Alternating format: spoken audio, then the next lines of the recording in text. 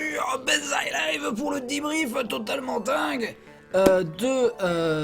cette conférence. D'ailleurs, le débrief n'est pas dingue vu que la conférence n'était elle-même pas très dingue. Mais bon, c'est une conférence en Europe, donc du coup, le côté show business et les shows tout court est pas du tout le même hein, qu'aux États-Unis. D'ailleurs, la foule est genre plus pro.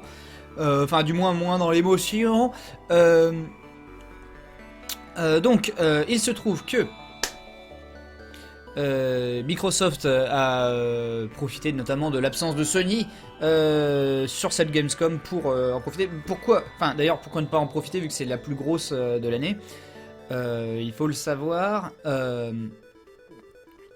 Et bien donc, recapitulons les annonces de cette conférence Microsoft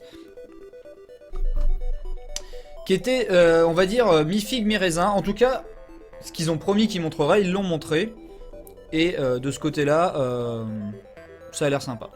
De ce côté-là, en tout cas, voilà, ils ont fait ils ont fait le taf. C'était une conférence très très centrée sur les jeux, même si à un moment il y a eu une parenthèse magnétoscope. Pour que la conférence devienne vraiment un magnétoscope avec un mode VCR. Donc VCR, donc un vrai mode magnétoscope quoi.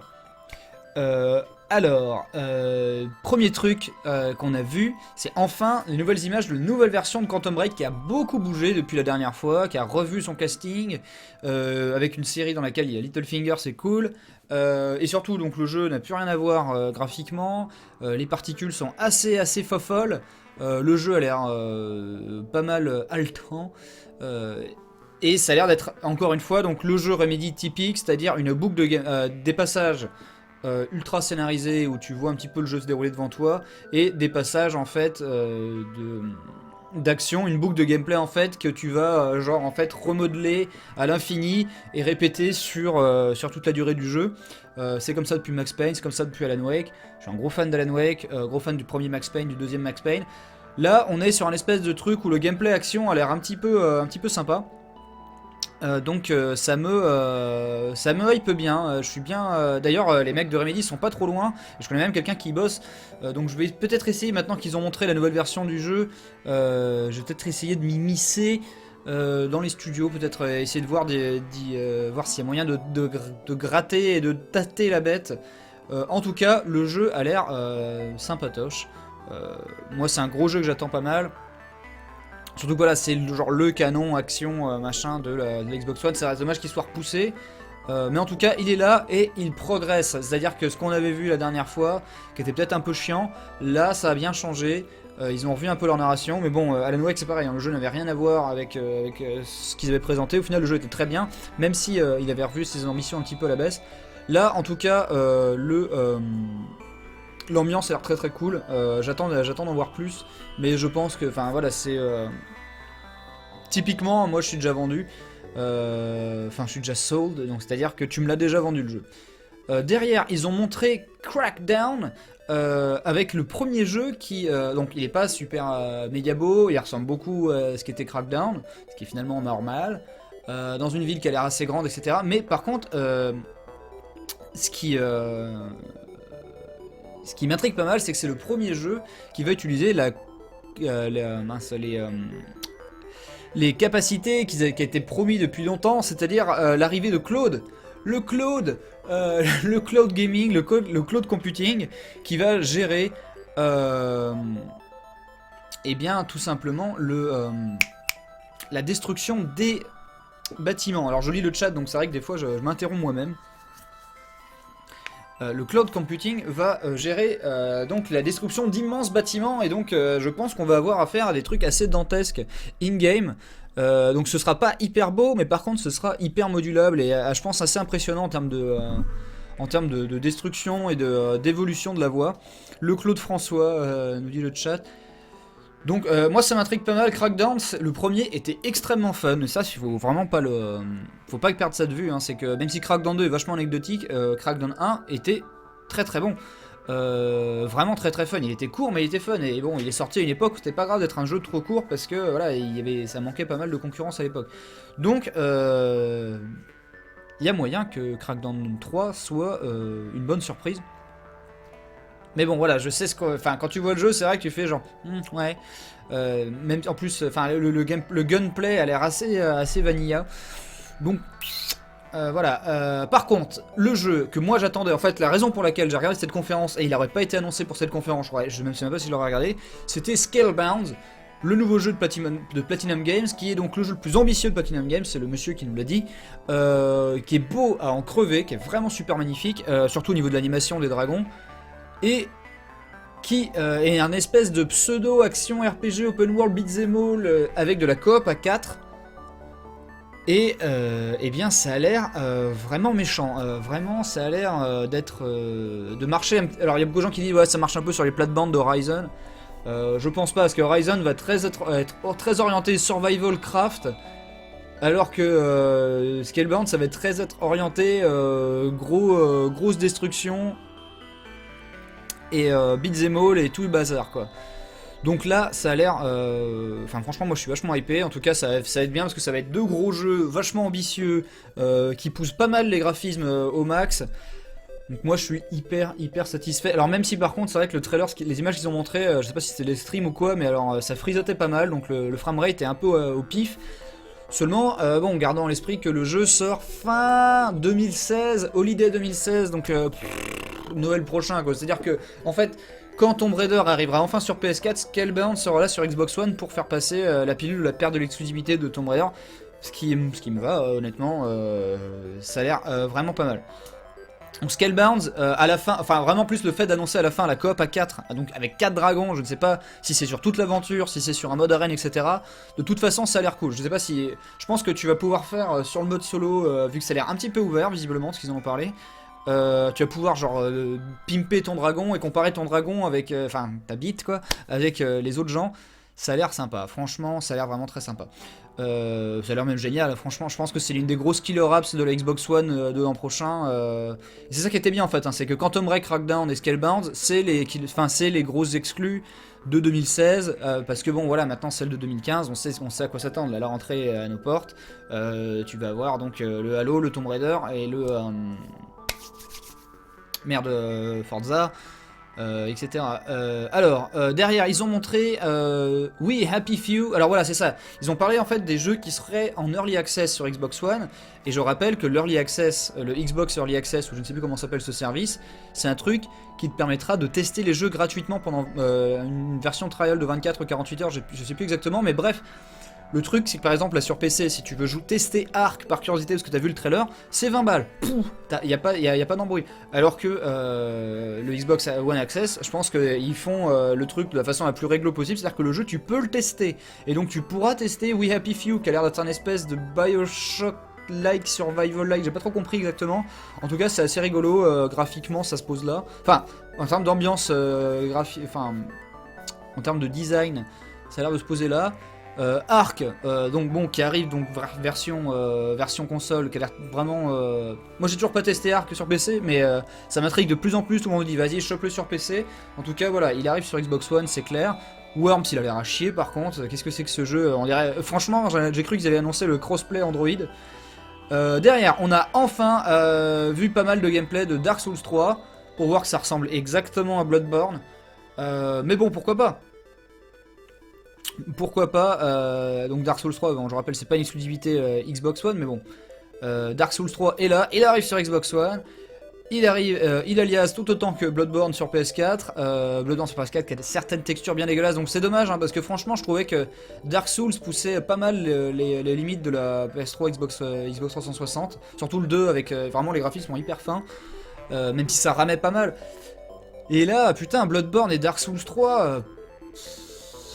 c'est pas au niveau quoi, c'est pas au niveau d'un Scalebound alors que justement l'univers est encore plus ouvert, plus dantesque. Là Dark Souls 3, bon voilà. Et alors par contre, ce qui est clair, c'est qu'il y a des idées de design qui ont l'air magnifiques et tout, des espèces de mecs gigantesques là qui te regardent tout le bordel. Enfin vraiment, l'ambiance elle est là, c'est clair. Le jeu sera une tuerie.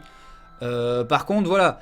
Il y a vraiment moyen que enfin, ce qui est bizarre, c'est que là, ils les enchaînent. Si vraiment tous les ans on se tape un Dark Souls-like, même s'il y en a un c'est Bloodborne, l'autre c'est Dark Souls, l'autre c'est Demon Souls, etc. Ou alors genre un Dark Souls 3 Scholars of the First Sin, mes couilles. Il y a moyen que les gens finissent par se gaver, franchement. Je sais qu'il y a des fans assidus de King's Quest qui s'en battent les couilles, mais moi, enfin voilà, il commence à y en avoir marre, quoi. Derrière, Homefront, qui a l'air générique as fuck. Alors par contre, t'as une moto, parce que c'est un petit peu open world, ça ressemble un petit peu à du Dying Light, qui aurait fait l'amour, enfin en fait Dying Light mais qui aurait pas de parcours, donc Dying Light assez chiant, on s'emmerde vraiment pas mal, hein. Malgré les petits gadgets genre Guerrilla Warfare machin. Ouais non, Homefront de toute façon il va falloir vraiment qu'il fasse ses preuves sur le terrain, parce que là avant de se hyper dessus c'est pas gagné. Just Cause 3 encore une fois, oui ça a l'air toujours aussi bien, là y a pas de souci, la destruction genre notamment de l'avion à la fin était impressionnante. Mais bon, voilà, on sait que ça sera bien. On sait que voilà, les graphismes sont pas ouf de ouf, mais par contre la destruction est vraiment, elle, totalement folle. On a vu, donc, ils ont annoncé Killer Instinct saison 3 avec gratuitement la Rage de Battletoads qui arrive directement sur Killer Instinct saison 2. Donc ça c'est de la balle, parce que c'est-à-dire qu'il est déjà là. Donc ça c'est bonus. Je crois que Killer Instinct c'est vraiment pas à prendre à la légère, hein. Le jeu ne fait que s'améliorer. Merci Rémi Desferrand. Mais ouais, Killer Instinct saison 3 c'est une très bonne nouvelle, parce que ça veut dire qu'on va finalement arriver à un Killer Instinct qui coûtera 60 € au total les 3 saisons, même si ça se trouve ils vont finir par offrir la saison 1 quand t'achètes la saison 3, je ne sais pas. En tout cas, tu vas te retrouver avec un jeu qui aura enfin le prix d'un jeu complet, et dans lequel il y aura 25 persos et qui seront vraiment tous différents. Ça commence à être vraiment très sérieux, et ça ne fait qu'évoluer. Et donc je pense que tu vois, au début Killer Instinct c'était vraiment, les gens étaient là genre ah je sais pas trop, au début c'est gratuit, c'est un jeu à la con. Finalement ils ont amélioré le moteur, ils ont rajouté un max de persos, c'est de plus en plus joué en ligne, le jeu commence à être vraiment sérieux quoi. Et juste à temps pour Street Fighter 5. Donc franchement là c'est cool, franchement là je sais que voilà, Street Fighter 5 tu ne feras pas, c'est pas le fait d'améliorer Killer Instinct 3 qui m'empêchera d'acheter Street Fighter 5 et certainement me mettre à Street Fighter 5 beaucoup plus sérieusement que sur Killer Instinct 3. Ça veut pas dire que Killer Instinct n'est pas un concurrent sérieux en termes de gameplay quoi.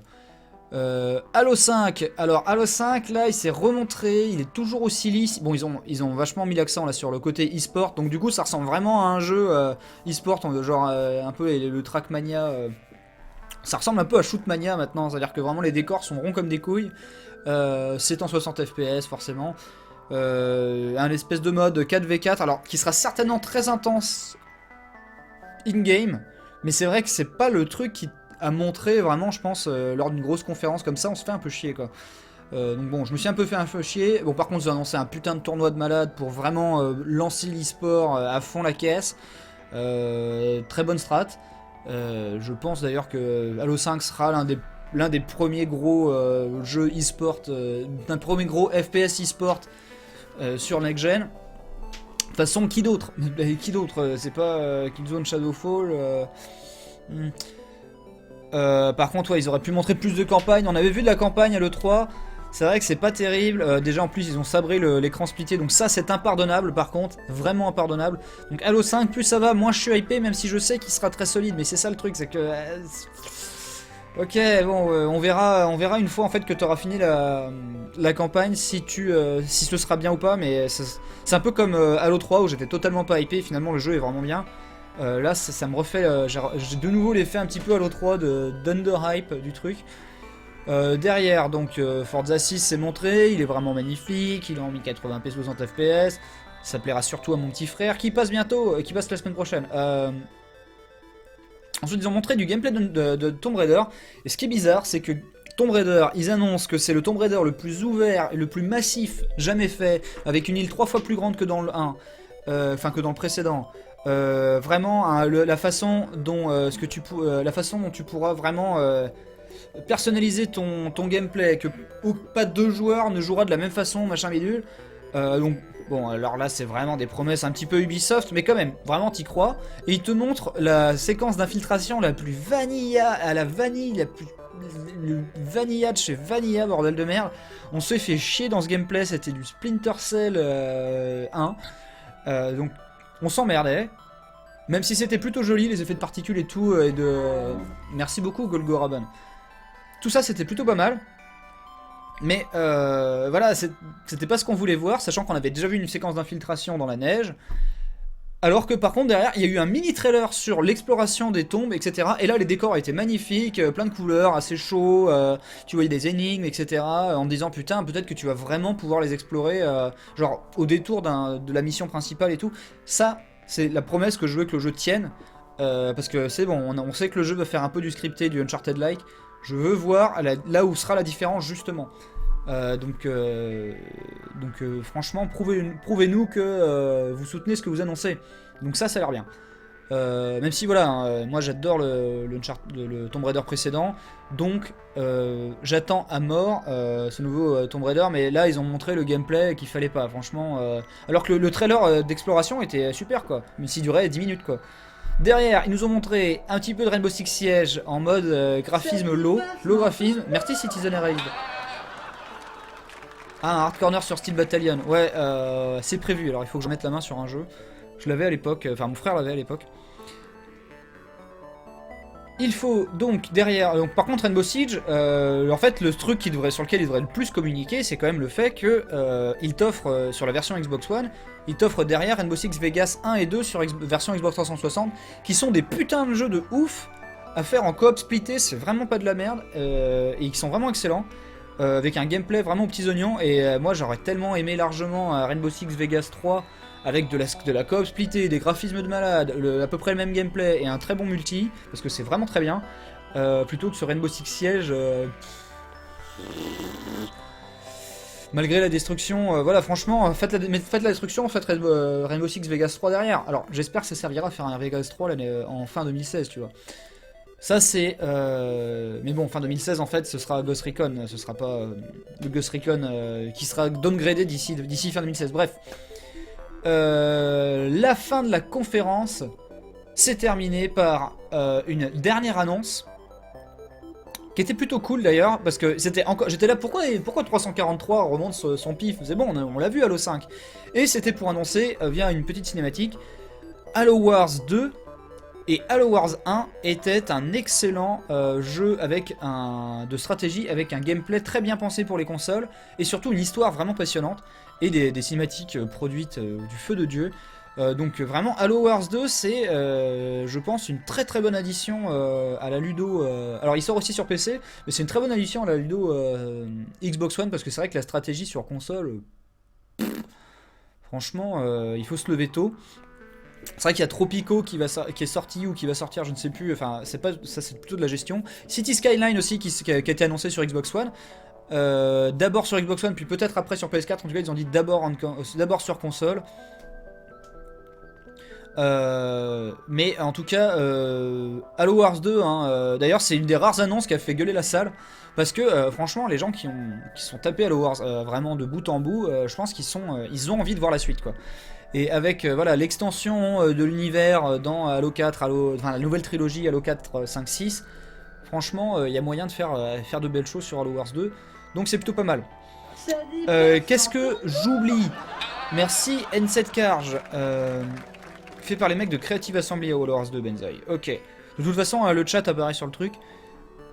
Je vous rappelle une autre annonce pré-conférence qui était vraiment cool, c'était que Gears of War Remaster, enfin Gears of War Ultimate, donc du coup le vrai remake de Gears of War 1, c'est-à-dire avec des graphismes totalement refondus, totalement refaits, il y a le chapitre qui était exclusif à la version PC, qui a aussi refait sur cette version Xbox One, le multijoueur est totalement refait, repensé, etc. Le moteur pas le même.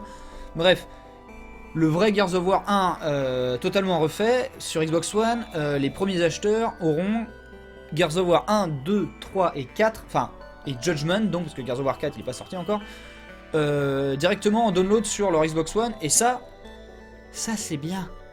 Ça c'est très bien. Ça c'est cool parce que j'avais bien envie de me les refaire. Merci Shiranaï. Parce que d'ailleurs ça va peut-être faire en sorte que les gens qui avaient la flemme après Gears of War 3, qui était pas mal overkill en termes de surenchère et tout, qui ont un peu boudé Gears of War Judgment, ça leur donnera peut-être une raison de se remettre à Gears of War Judgment, que moi j'ai fait vachement à rebours et qui finalement est vraiment pas mal et plutôt beau d'ailleurs, et qui est vraiment pas dégueulasse, hein. Il est très close combat, il est beaucoup moins foufou variété à tout prix, etc. Mais du coup, il revient pas mal aux bases, tout en ajoutant des petits trucs. Alors, c'est vrai qu'il a ce côté... on va dire, genre, tu sautes d'une map à la map, et donc l'expérience solo est moins seamless, elle est moins côté aventure. Mais par contre, le jeu est vraiment bon, quoi. En termes de... Vraiment, c'est pas la même chose qu'un Gears of War 3 ou un Gears of War 2, etc. Ils sont vraiment tous assez différents. Finalement, celui auquel j'ai le moins envie de rejouer, c'est le 3. Parce que, ouais, comme je disais, il est pas mal overkill. Bref. En tout cas, j'ai très hâte de refaire Gears of War 1. Merci le caca, c'est bon. Certainement en coop d'ailleurs, en remake. Je crois que la prochaine conférence, c'est Electronic Arts, puis Blizzard. Les autres, elles ont l'air assez chiantes. En tout cas, eh bien, moi j'attends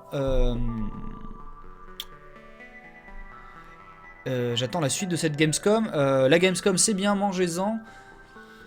Derrière, voilà, que dire d'autre? C'était un tout petit debriefing, je crois que j'en parle déjà depuis trop longtemps. Bref, je sais pas si vous avez un dernier commentaire. Demain, on verra la gueule de Mafia 3. Alors j'espère qu'on verra du gameplay, je pense. Je pense que c'est peut-être trop tôt. En tout cas, je vous dis à plus sur... Oh, Benzaï